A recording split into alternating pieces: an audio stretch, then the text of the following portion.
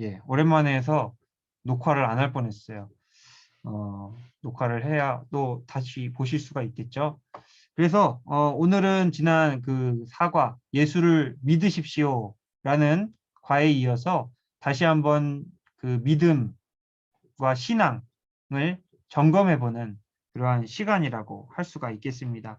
작은 책 52페이지고요. 지침서는 83페이지입니다. 그래서 거기 10가지 질문이 있는데요. 이 10가지 질문들을 그냥 후다다닥 후다닥 하는 그런 질문들이 아니고요. 하나하나 곰곰이 생각해 보면서 자기 스스로를 점검하고 묵상해 보면서 진행해야 되는 그런 질문들입니다. 그래서 음, 자, 1번 질문은 뭐예요? 이제 당신은 예수를 믿고 그의 몸인 교회에 속했습니다. 다시 한번 묻습니다. 당신은 예수를 믿습니까? 자, 그래서 이게 이제 사과에 이어지는 거죠. 당신은 예수 그리스도를 믿으십시오에 해서 이어지는데요. 우리는 어, 교회의 몸 대신 예수 그리스도의 하나의 지체라고 이야기했습니다. 예수님은 그 교회의 머리시라라고 성경은 이야기를 했죠. 그래서 내가 그 예수 그리스도의 몸, 예수 그리스도의 몸 대신 교회의 하나의 지체로서 포함되었고 나는 예수 그리스도를 영접한 믿음 위에 서 있느냐 하는 그러한 질문들인데요. 이러한 질문들에 대해서 우리가 말씀으로 한번 대답을 해보는 시간입니다.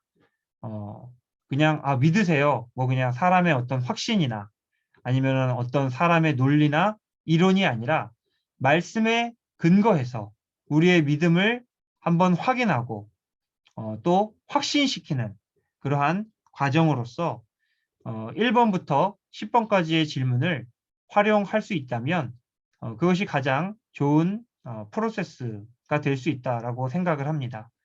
자, 그래서 그리스도의 몸인 교회에 속했다. 예수를 믿으십니까? 그래서 요 근거로서 고린도후서 13장 5절 말씀을 이제 우리가 읽어야 되겠죠. 안봉성 권사님 한번 그 읽어주시면 감사하겠습니다.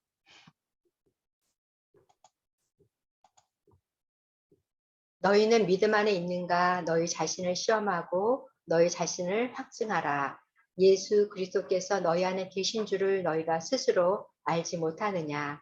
그렇지 않으면 너희는 버림을 받은 자니라. 고린도후서 13장 5절 말씀. 예, 감사합니다. 너희 자신을 확증하라라고 이야기했습니다. 그리스도께서 너희 안에 계신 줄을 너희가 알지 못하느냐. 그래서 그것을 확신하라라는 이 말씀의 근거에서 우리가 말씀에 순종하여 하나님이 우리와 함께 하시고 나는 교회의 일부분이고 하나님께서 예수님께서 내 안에 계시고 이것을 확신하는 하나의 근거 말씀으로 우리가 삼아야 된다는 것이죠. 이렇게 문답을 해보시면 될 것 같아요. 그리고 두 번째는 뭐예요? 예수 그리스도가 지금 당신 안에 계십니까? 장기준 집사님 한번 읽어주시기 바랍니다. 만일 너희 속에 하나님의 영이 거하시면 너희가 육신에 있지 아니하고 영에 있나니 누구든지 그리스도의 영이 없으면 그리스도의 사람이 아니라. 로마서 8장 9절 말씀. 예, 이건 믿음. 오늘도 그 이수영 목사님께서 온전한 믿음에 대해서 설교 말씀을 통해서 이야기해 주셨는데요. 이것도 마찬가지입니다. 지식적인 믿음이 아니라 하나님의 영이 우리 안에 거할 때에야 그것이 참된 믿음이고 우리가 참된 하나님과의 관계 안에 있는 것임을 알 수가 있는 거죠. 그래서 하나님의 영이 거하시면 너희가 육신에 있지 아니하고 영에 있다. 여기 육신은 단순한 뭐 손, 발, 몸이 아니고요. 세상 혹은 죽음, 어떤 사망 이런 생명과 반대되는 개념으로서 육신을 사용하고 있다라는 것을 기억할 필요가 있죠.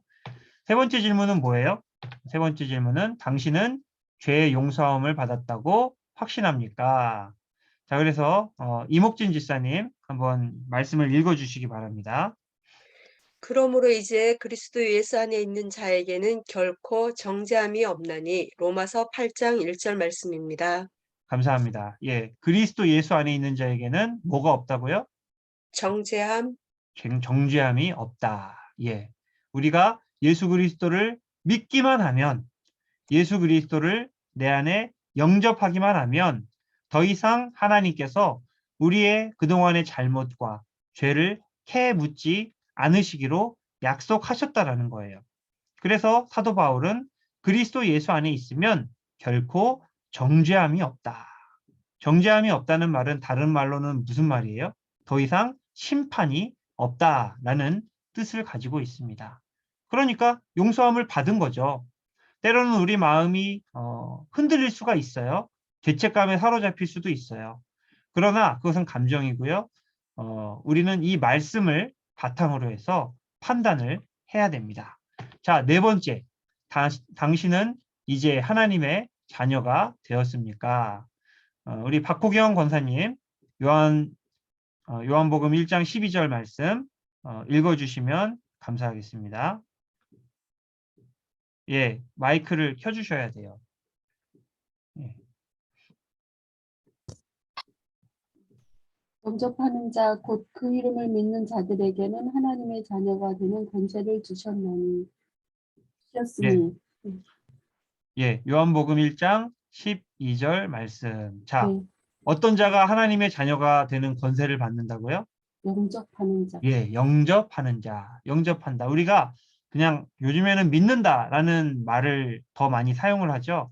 근데 더 정확하게는 예수 그리스도를 받아들이고 영접한다라는 것이 성경에서 더 많이 표현하고 있는 표현이기도 합니다.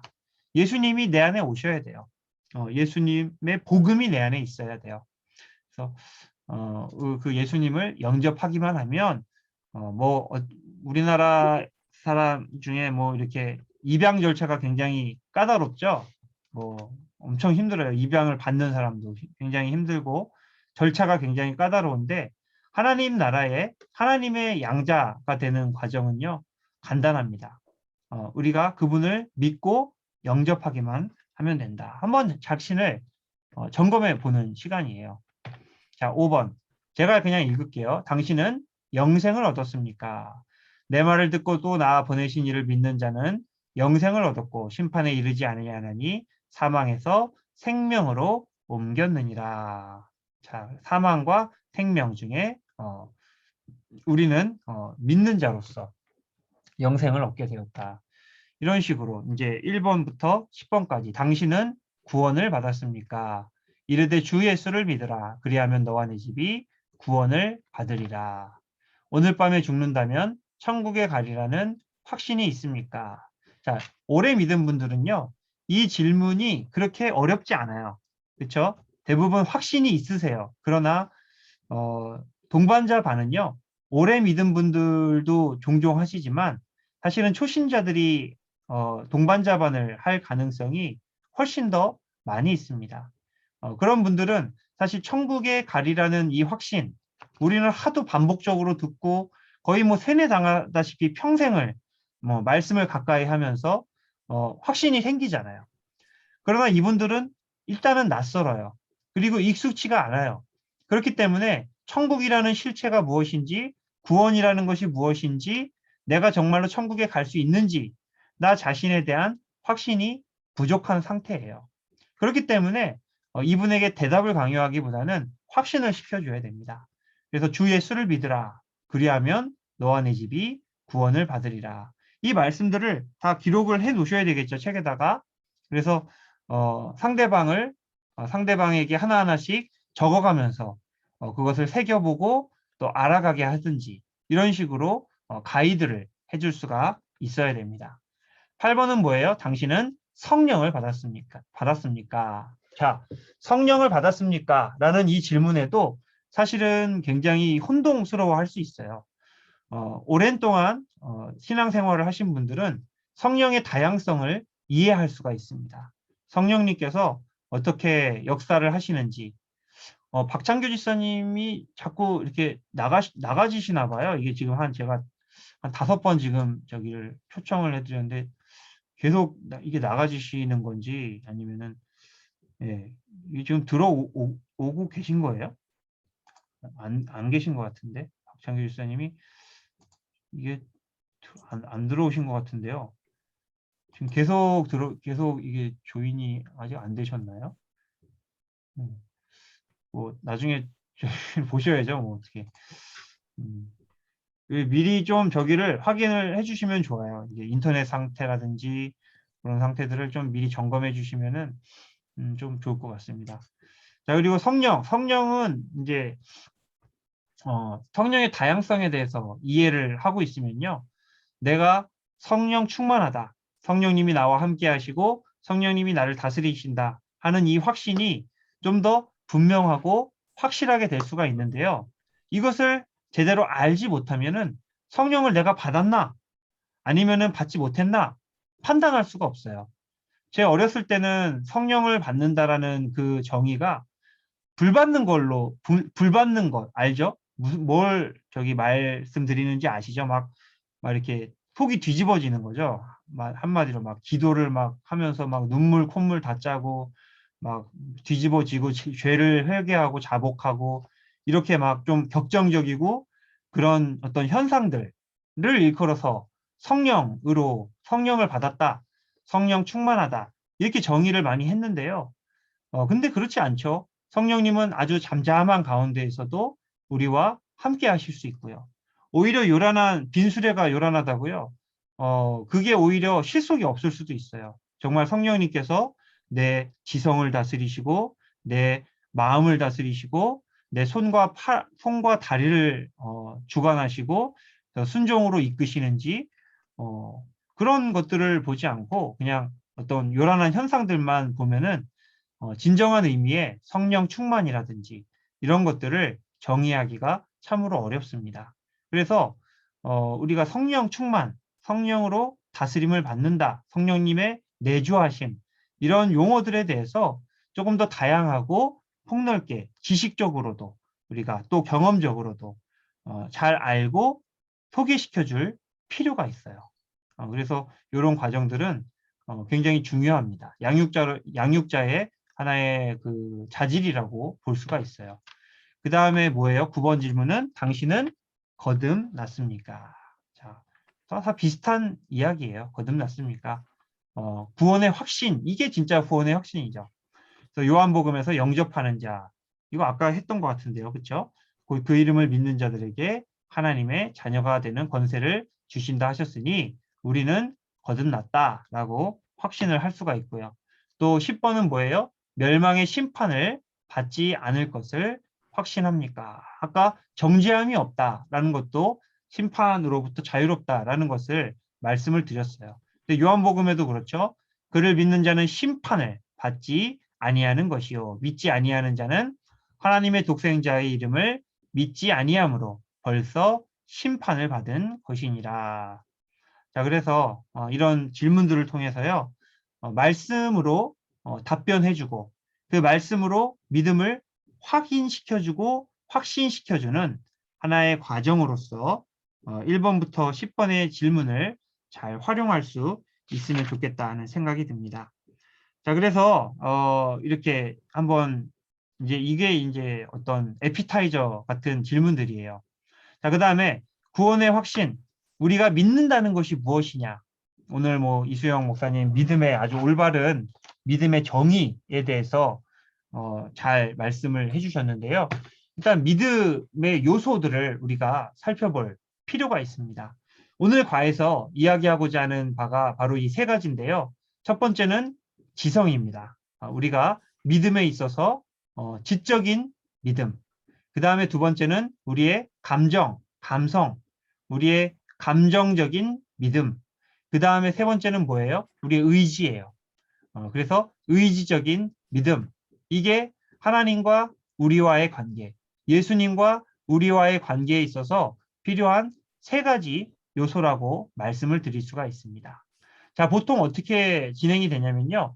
먼저 알아야 돼요. 그렇죠? 먼저 알아야 되고 그 알고 나서 감성적으로 반응이 일어나게 됩니다. 그 감성적인 반응은 순종하고 따를 수 있는 의지에 대한 원동력이 되게 됩니다. 그래서 보통은 지성에서 감성으로 흐르고 감성에서 의지로 흘러가는 이러한 과정이 아주 자연스러운 믿음의 과정이라고 말씀을 드릴 수가 있어요. 오늘 말씀에서도 하나의 결혼의 과정으로 이제 이해를 하고 있는데요. 우리가 결혼하려면 먼저 뭐 해야 돼요? 알아야 되잖아요. 그 사람을 모르는데 결혼을 할 수가 없잖아요. 먼저 알아야 됩니다. 그 사람이 어떤 사람인지, 이름은 무엇인지, 어떤 직업인지, 그 사람의 성품은 어떠한지, 그 사람의 성장 배경은 어떠한지, 그 사람의 신앙은 어떠한지, 그 사람이 추구하는 인생의 방향성은 무엇인지, 그 안에 있는 마음속에 중심에 있는 가치는 무엇인지, 그런 어떤 상대방에 대한 지식적인 데이터가 있어야 돼요. 그 데이터가 없이 그 사람에 대해서 판단하는 것은 굉장히 위험할 수가 있습니다. 오늘 그 설교 말씀 중에도 이수영 목사님이 그런 얘기를 하셨어요. 지식적인 요소 분명히 중요하다. 만약에 그 지식적인 요소가 없는데도 불구하고 사람들을 믿는다면 무엇인가를 믿는다면 그 믿음은 맹목적인 믿음이다 하는 말씀을 오늘 설교 중에 하셨습니다. 맞아요. 우리가 믿을 때요, 그냥 아무거나 믿으면 안 돼요. 내가 무엇을 믿는지를 분명하게 알고 믿어야 그 믿음이 바른 믿음이 되고 바른 신념이 되는 것이지, 뭔지 모르겠는데 일단 믿고 볼게요. 뭐 이런 식으로 대충 얼렁뚱땅 넘어가는 것은, 이를테면은 부실공사예요. 바닥공사를 아주 부실하게 하는 것이나 마찬가지입니다. 하나님에 대한 지적인 알면요, 우리의 바닥공사를 다지는 하나의 과정, 절차라고 이야기할 수가 있겠습니다. 그 다음에는 어때요? 그 사람을 알고 난 다음에 그 사람에 대한 나의 반응이 나와요. 이게 뭐예요? 감정이고 감성이에요. 그 사람에 대해서 내가 판단을 하게 되겠죠. 이런 사람이다. 아, 이렇게 되구나. 이 사람은 참 사랑할 만한 사람이다. 이런 사람은 어떤 사람이다. 나의 어떤 반응들, 감정적인 반응이 나오게 되는데 이게 두 번째예요. 그리고 이 두 가지를 그리고 그 다음에는 뭐예요? 결혼에 있어서 또 의지가 필요하죠. 감정만 가지고 우리가 결혼 생활을 이어갈 수가 없잖아요. 사랑은 이렇게 감정적인 사랑은 굉장히 한계가 있죠. 그 이후부터는 자신의 의지와 책임감과 노력이 곁들여지지 않고서는 결혼 생활, 한 가정을 이끌어가는 어떤 그런 부분들을 잘 이끌어갈 수가 없어요. 의지가 있어야 되고 책임감이 있어야 되고 열심이 있어야 됩니다. 순종하고자 하는 그 마음이 있어야 돼요. 그래서 이게 이 세 가지가 결혼의 관계는 하나님과 예수님과 나의 관계에 있어서도 마찬가지이다. 예수를 먼저 제대로 알아야 돼요. 그 알게 된 예수 그리스도에 대한 기쁨과 감격과 감사가 있어야 돼요. 그리고 그 감격을 따라서 하나님의 말씀에 순종할 수 있는 의지가 있어야 돼요. 그래서 이 세 가지에 대해서 오늘 한번 같이 좀 살펴보고자 합니다. 자, 첫 번째는 뭐예요? 지적인 이해예요. 54페이지 중간쯤부터인데요. 누가 읽으실까요? 박창규 집사님 54페이지 지적인 이해 한번 그 56페이지 위에까지 쭉 책을 보시면서 읽어주시면 감사하겠습니다. 어디 가셨어요? 또 나가셨어요? 네, 안 계시네요, 박창규 집사님. 방금 계셔서 제가 했는데 왜 또 자꾸 나가셨네. 나가지는가 인터넷. 예. 그러면은 강원아 집사님께서 책 54페이지 펴셔서요.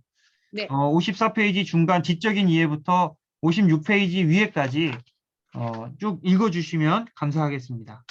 네.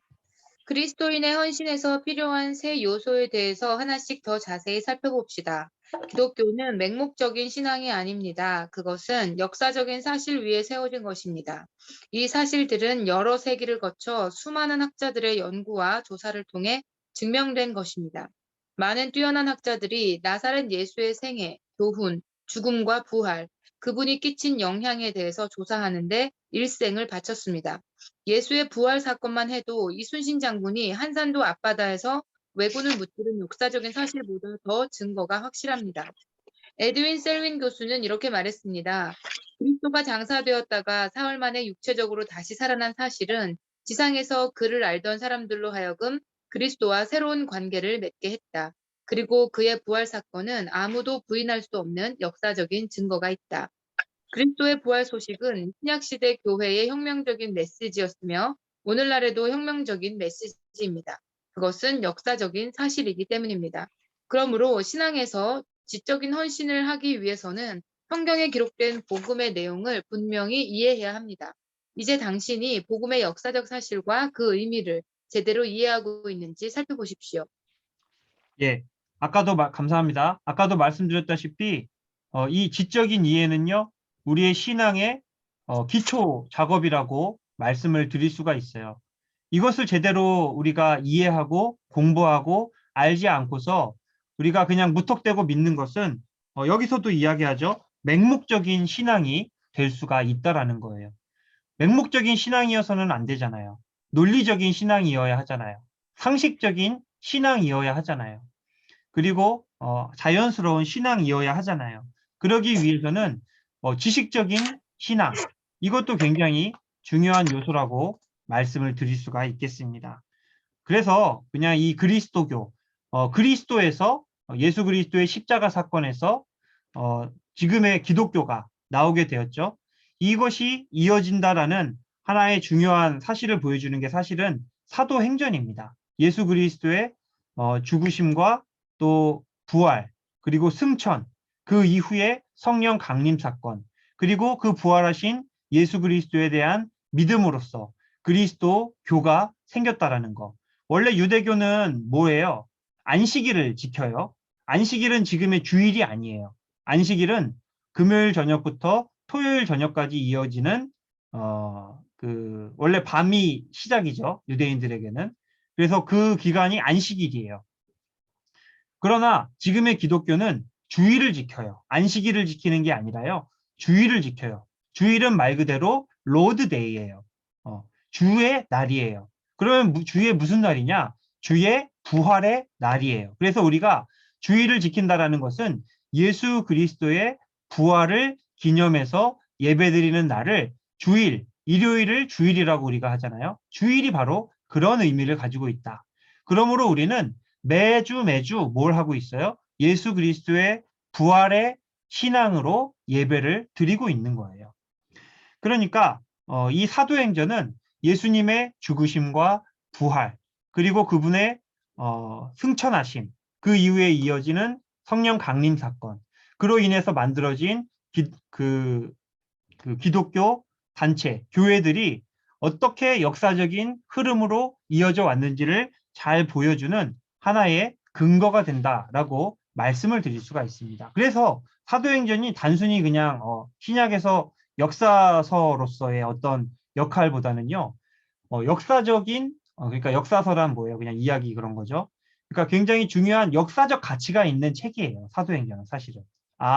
이렇게 기독교가 시작이 되었고 역사적 근거를 가지고 이게 시작이 된 것이구나 하는 것을 우리에게 보여주고 있다라는 거예요. 자, 그래서 한번 우리가 지적으로 그동안 알아왔지만 또 한번 확인해 봐야 되는 지적인 이해. 자, 예수 그리스도의 정체성. 예수 그리스도는 누구이십니까? 예수님은 자신을 어떻게 소개하셨습니까? 자, 많이 안 계시니까요. 그냥 좀 돌아가면서 할게요. 안봉성 권사님 여기 다시 한번 읽어주시면 감사하겠습니다.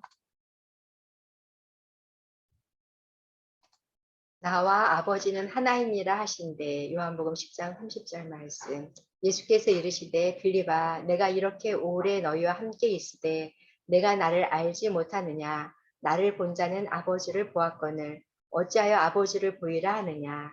요한복음 14장 9절 말씀. 네, 여기서 나타난 우리가 알 수 있는 사실은 뭐예요? 예수님은 누구이시다? 바로 하나님이시다. 예, 제가 말씀드렸습니다. 하나님의 하위 개념이 아니다. 예수님이 곧 하나님이시고 하나님이 곧 예수님이시고 세 분은 삼위일체이시다라는 것을 말씀을 드렸습니다. 그래서 요한복음 14장 9절에서는 나를 본 자는 아버지를 보았거늘 이라고 예수님께서 말씀하셨다라는 거예요. 이 말씀을 근거로 예수 그리스도를 하나님의 계시라고 우리가 이야기하고는 합니다. 하나님의 계시라는 것은 뭐예요? 계시라는 말 자체는 레벌레이션이라고 하는데요. 레벌레이션은 이런 거예요. 베일에 감춰져 있었던 것을 언베일, 확 열어서 밝게 보이는 거. 제가 커튼을 쫙 쳐놨어요. 유리창에다가. 이거는 베일이죠. 그러나 이거를 쫙 펴서 언베일 했어요. 그러면 어떻게 되겠어요? 사람들이 그 창을 통해서 그 안에 내부를 훤히 볼 수가 있겠죠. 이게 계시입니다. 이 커튼을 활짝 여는 게 계시예요. 그러니까 예수 그리스도는 하나님에 대한 계시이다. 예수 그리스도를 보면은 하나님의 아주 중요한 성품과 속성들을 알 수가 있다. 그렇다고 해서 예수 그리스도를 본다고 하나님을 다 이해할 수 있다는 뜻은 아니에요. 하나님은 우리의 유한하고 유한한 어떤 그런 뭐라고 해야 될까요? 한계 안에서 다 담을 수 없는 분이에요. 하나님은 무한하신 분이시잖아요. 그렇기 때문에 하나님을 다 알 수 있다는 게 아니라 하나님의 아주 핵심적인 성품과 그분의 사역과 그분의 우리를 향한 사랑과 이런 핵심 가치들을 예수 그리스도를 통해서 알 수 있다라는 거예요. 그건 뭐예요? 바로 사랑이죠. 우리를 구원하시는 좋으신 하나님이라는 것이죠. 그래서 우리가 예수님은 우리에게 하나님을 알게 해주시는 그분의 말씀과 그분이 행하신 사역과 그분의 선포와 이런 것들을 통해서 하나님이 어떤 분이신지를 분명하게 알 수가 있더라. 자, 두 번째, 주위에 있던 사람들은 어떻게 소개했습니까? 아까는 스스로 자기 자신을 소개한 자의식이었고요. 두 번째는 주변에 있는 사람들이 어떻게 이해를 했는가? 장기준 집사님 여기 읽어주시기 바랍니다. 배에 있는 사람들이 예수께 절하며 이르되 진실로 하나님의 아들이로소이다 하더라. 마태복음 14장 33절 말씀.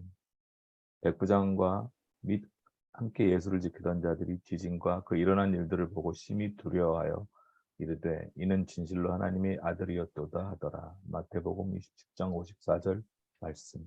예, 사람들이라든지 심지어는 로마 백부장, 이방인까지도 예수 그리스도에 대해서 하나님의 아들이었다라고 그렇게 고백하고 있는 것을 우리가 볼 수가 있습니다.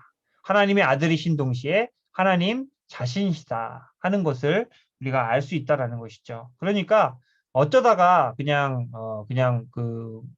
부흥 운동하시고 신앙 운동하시다가 돌아가신 분이 아니라 성령으로 잉태해서 이 땅 가운데 오신 신이라는 거예요. 신. 사람의 몸을 입고 오셨지만 100% 하나님, 신이신 분이 바로 예수 그리스도이시다. 또 예수님의 사역에 대한 이해입니다. 지상생애 동안 예수님은 어떤 일을 하셨습니까? 자, 제가 읽어드릴게요. 하나님이 나사렛 예수에게 성령과 능력을 기름 붓듯 하셨음에 그가 두루 다니시며 선한 일을 행하시고 마귀에게 눌린 모든 사람을 고치셨으니. 자, 그래서 예수님이 하신 일은 선한 일이고요. 두 번째는 축기, 귀신을 내쫓는 일이었다.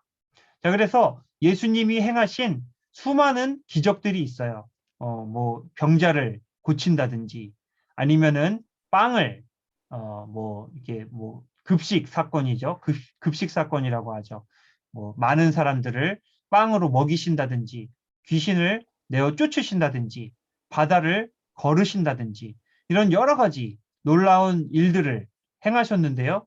이 모든 기적들은요. 그 기적 자체에 의미가 있는 것이 아니고요. 그 기적을 통해서 예수 그리스도가 누구이신가 하는 것을 나타나는데 초점이 있다라는 것입니다.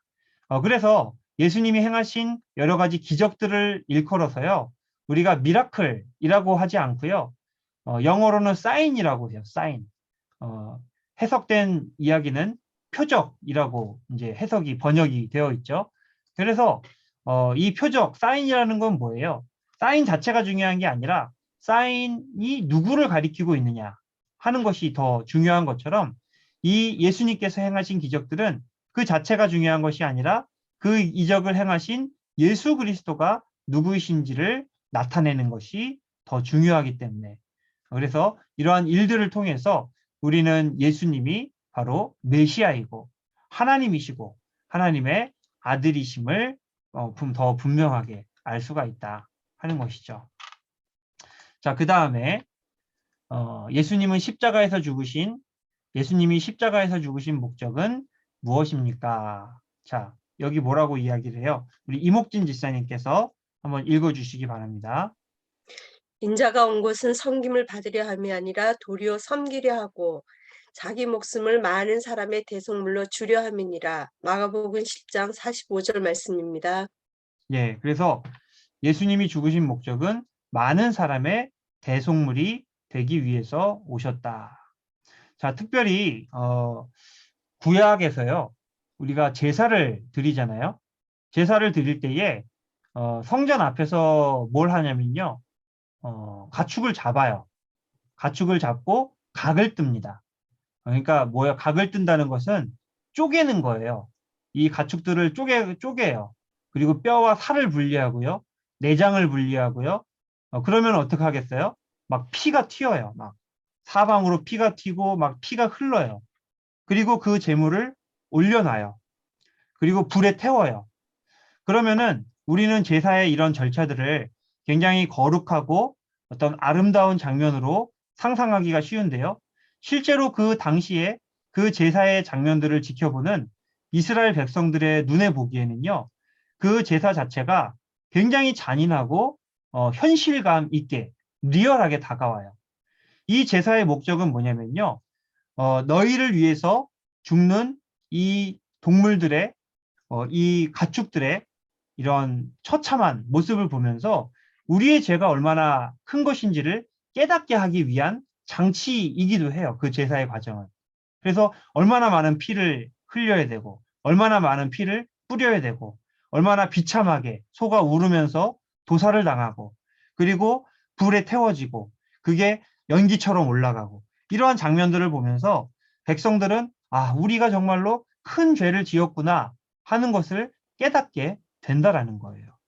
마찬가지죠. 예수님께서 많은 사람의 대속물로 십자가에 달려서 처참한 그런 과정을 겪으셨어요. 채찍에 맞으시고 온몸이 멍드시고 찢어지시고 십자가에 달려서 피 흘리시고 신음하시다가 외마디 비명을 지르시고 숨을 거두신 이러한 모든 과정들 그것이 대속물로서의 하나의 과정인데 그 과정을 통해서 우리가 얼마나 죄인이었으면 우리의 죄가 얼마나 크고 죽임 당할 심판받을 만한 그런 사람들이었으면은 예수님께서 이런 큰 형벌을 받으셔야 했나 하는 것을 당시 사람들은 깨달았을 거예요. 왜냐하면 예수님이 십자가에 달려 죽으시는 모든 장면을 눈으로 보았거든요. 그런데 오늘날 우리가 오히려 편하게 믿으면서 그거를 깨닫지를 못하는 것 같아요. 얼마나 많은 그 고난을 당하셨는지, 얼마나 힘들게 아파하시고 정말 그 힘겹게 십자가의 사명을 완수하셨는지 그것을 우리가 깨닫지 못하는 것 같습니다. 예수님이 죽으신 목적은 많은 사람의 대속물이 되기 위해서 오셨어요. 특히나 중범죄자, 만달란트를 빚진 것과 같은 그러한 중죄인인 우리를 위해서 그 죄를 대속하시기 위해서 이 땅 가운데 오셨기 때문에 그렇게 심한 심판의 과정을 겪으셔야만 했다. 이게 예수님에 대한 지적인 이해가 되는 것이죠. 그 다음에 예수님은 지금 무슨 일을 하십니까? 자기가 죽은 후에 어떤 일이 일어날 것이라고 말씀하셨습니까? 그래서 뭐 고난을 당하고 또 살아나야 할 것 뭐예요? 십자가와 고난과 부활에 대해서 말씀하셨다 하는 거 이거 뭐 이제 아주 기본적인 우리의 사실이죠. 예수님은 지금 무슨 일을 하십니까? 부활하신 예수님은 지금 어디서 무슨 일을 하십니까? 이거는 이제 진행형에 대한 것이죠. 그래서 이제 오른편에 하나님 보좌 우편에 앉아 계시고 만물을 다스리시고 또 더 많은 사람들이 구원에 이를 수 있도록 중보하시는 제사장이자 왕으로서 지금 보좌에 앉아 계시는 이 예수님에 대한 이런 말씀들을 통해서 우리가 지적인 이해를 알 수가 있는 것이죠. 자, 그래서 여기까지가 지적인 체험이에요. 지적인 이해예요. 그 다음에는 뭐가 있어요? 감정적인 체험이 있어요. 자, 그런데 이번 과에서 중요한 것은요. 이 감정적인 체험에 대해서 중요한 포인트는 뭐냐면요. 감정은 다 믿을 수가 없다는 거예요. 감정에 의존해서는 안 된다라는 것을 이야기하고자 하는 것입니다. 물론 우리가 이 감정이라는 것은요, 감성이라는 것은요, 우리의 신앙을 더욱더 풍부하게 해주고 또 원동력이 되는 하나의 역할을 할 수가 있는 요소들이에요. 그러나 잘못하면은 이 감정 때문에 믿음으로부터 멀어질 수도 있기 때문에 감정을 의지하면 안 돼요. 사람의 감정은 믿을 수 있는 것이 아니에요. 왜냐하면 왔다 갔다 하거든요. 하나님처럼 변개치 않으시는 그러한 요소가 아니라 굉장히 가변적인 성향을 가지고 있기 때문에 그래요. 자, 여기 사람들의 반응을 볼까요?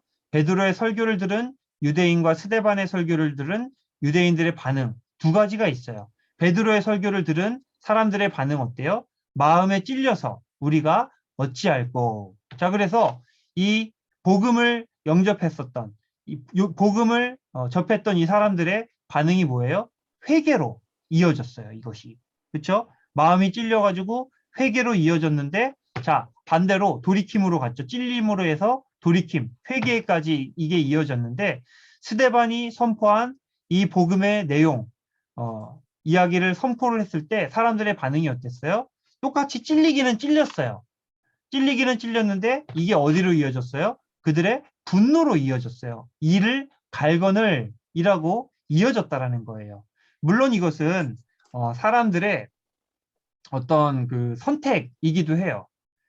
예수님도 요한복음을 보면요. 말씀을 선포하실 때 어떤 사람들은 받아들이기도 했어요.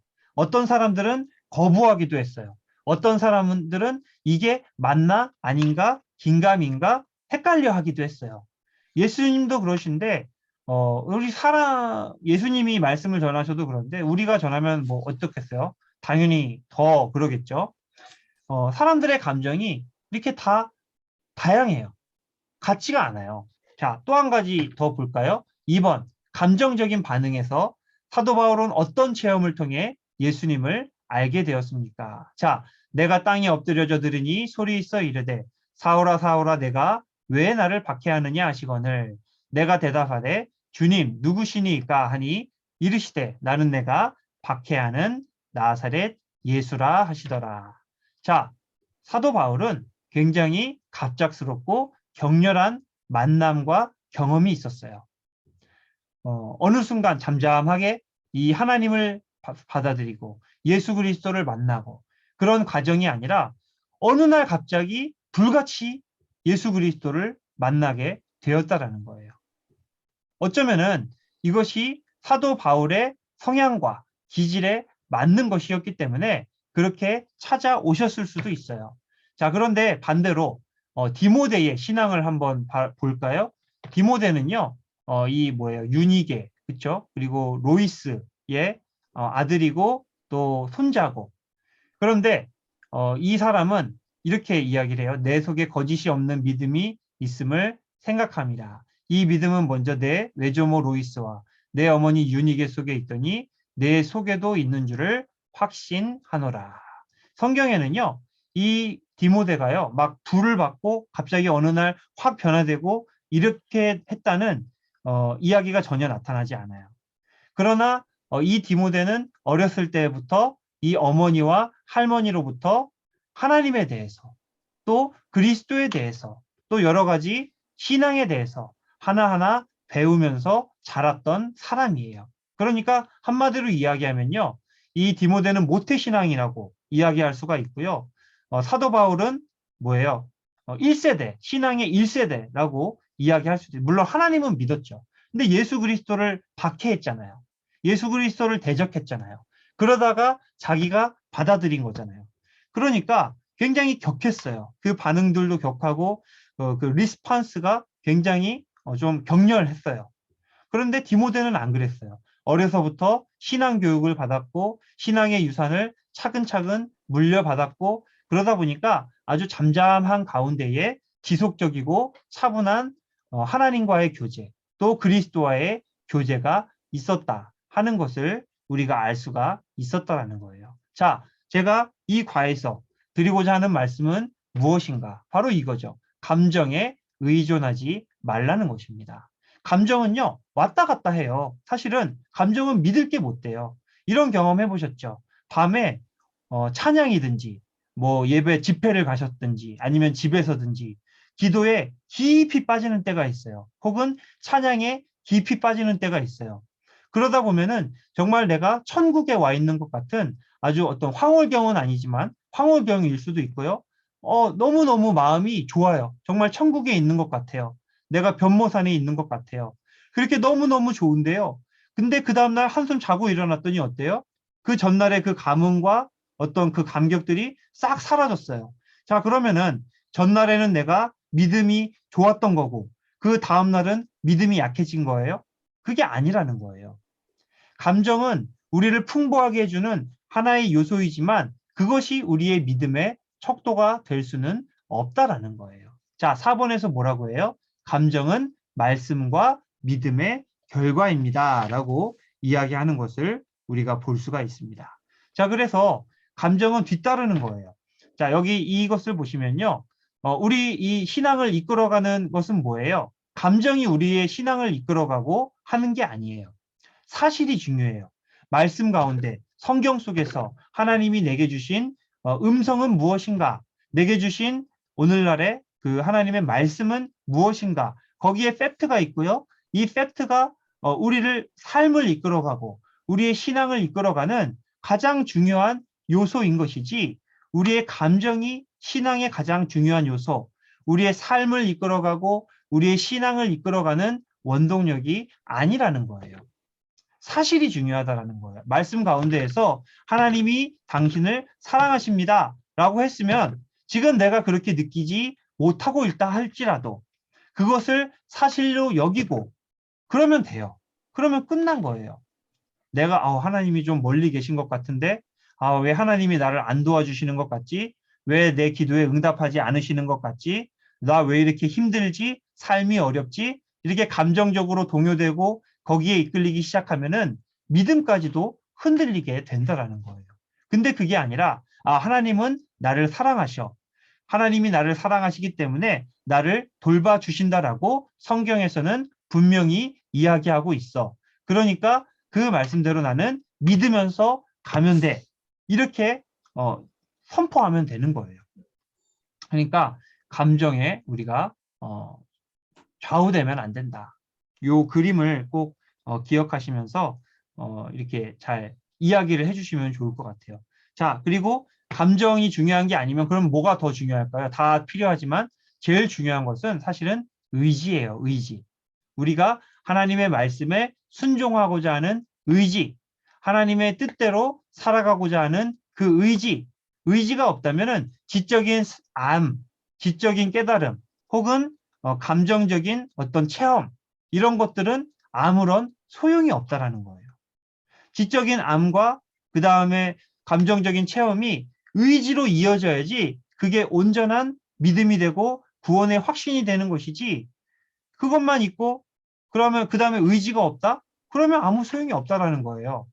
자, 이 젊은 청년, 부유한 젊은 청년에게 뭐라고 하셨어요? 예수님이 내게 있는 것을 다 팔아 가난한 자들에게 나눠주라. 이 청년이 예수님 찾아왔어요. 찾아와서 내가 어떻게 하여야 영생을 얻으리까? 하나님의 말씀에 순종하라. 내가 하나님의 말씀에 다 순종하였나이다. 잘하였도다. 내게 아직도 한 가지 더 부족한 것이 있으니 다 팔고 나를 따르라. 그러나 그 청년은 근심하며 물러갔더라 라고 성경은 기록하고 있습니다. 자, 암도 있었어요. 어떻게 해야 되는지 알아요. 나름대로의 감격이 있었으니까 그 말씀대로 순종했겠죠. 근데 그것이 그 다음에 마지막 가장 중요한 데 있어서 그 의지적인 결단을 하는데 부족했어요. 의지적인 결단이 마지막에 이루어지지를 않았다라는 거예요.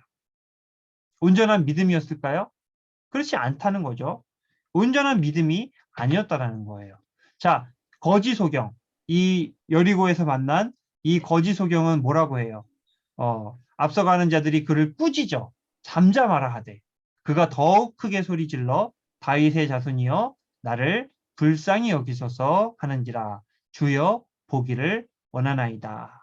자, 이 거지 소경은 의지가 있었어요. 사람들이 막 만류를 해요. 저리 꺼져.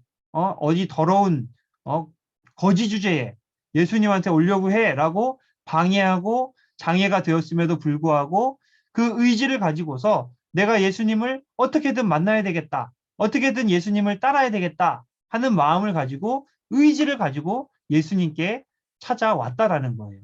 마태복음을 보면은 이 맹인은 결국에는 길에서 예수를 따르니라 라고 하면서 결국에는 그 순종하는 삶을 보여주는 것을 우리가 볼 수가 있습니다. 그러니까 중요한 것은 뭐예요? 의지예요.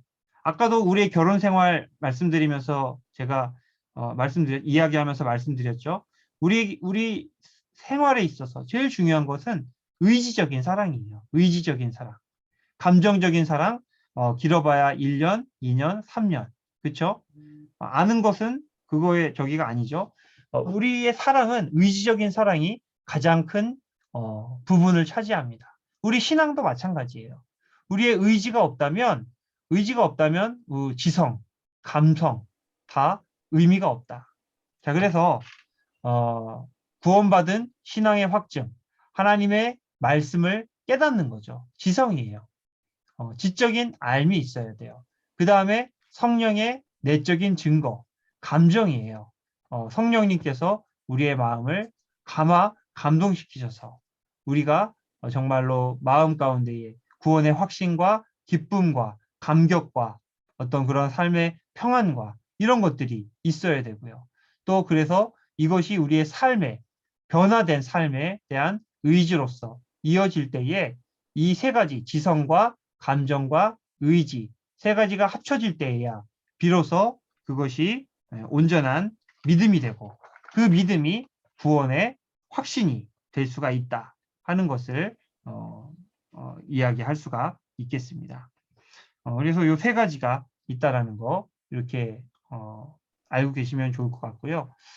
그래서 이 세 가지 요소로 한번 우리의 신앙을 다시 한번 점검해보는 그러한 시간으로 육과를 진행해 보시면 좋을 것 같습니다. 자, 그래서 우리의 어떤 지식적인 신앙에 대해서 한번 점검해보는 시간을 가지면 좋겠고요.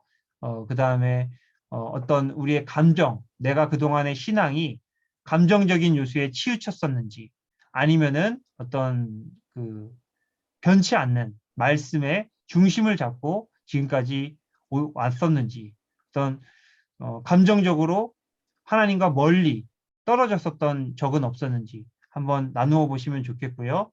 내가 하나님의 말씀을 어떻게 의지를 가지고 실천하고 있는지 가정의 영역에서 교회의 영역에서 직장과 사회의 영역에서 우리의 삶 속에서 어떻게 이루어지고 있는지 한번 점검해보는 시간을 가질 수 있으면 좋겠습니다. 자, 그래서 여기까지 마치도록 하고요. 혹시 질문 있으신가요? 뭐 아니면은 건의사항 같은 게 있으신가요? 예. 이영숙 집사님이 2조인가요? 그렇죠? 2조이신데 좀 지금 좀 어려움이 있으셔서 이제 다음에 다시 하기로 하셨고 이번 학기는 여기까지 하기로 하셨습니다. 그래서 우리 이영숙 집사님은 오늘부터는 이제 참여를 안 하시게 될 거고요. 남은 분들께서 이제 잘 나눔을 가져주시면 좋겠다는 생각을 합니다. 예, 오늘 강의는 여기서 마치도록 하고요. 조금 3시가 좀 넘었는데요. 이후에는 제가 기도하고 마친 이후에 소그룹 모임으로 함께 나누도록 하겠습니다. 하나님 아버지 감사합니다. 오늘 구원의 확신에 대해서 함께 살펴보았습니다. 하나님 아버지, 우리가 덮어놓고 혹시 믿지는 않았는지 우리의 신앙과 믿음을 다시 한번 점검해보는 귀한 시간이 되게 하여 주시옵소서. 이 말씀을 가지고서 1대1 동반자반을 진행할 때에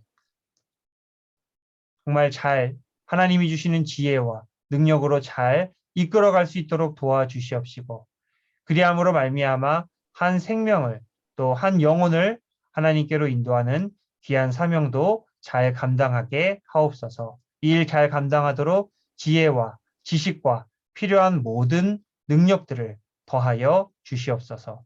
예수님의 이름으로 기도하옵나이다. 아멘.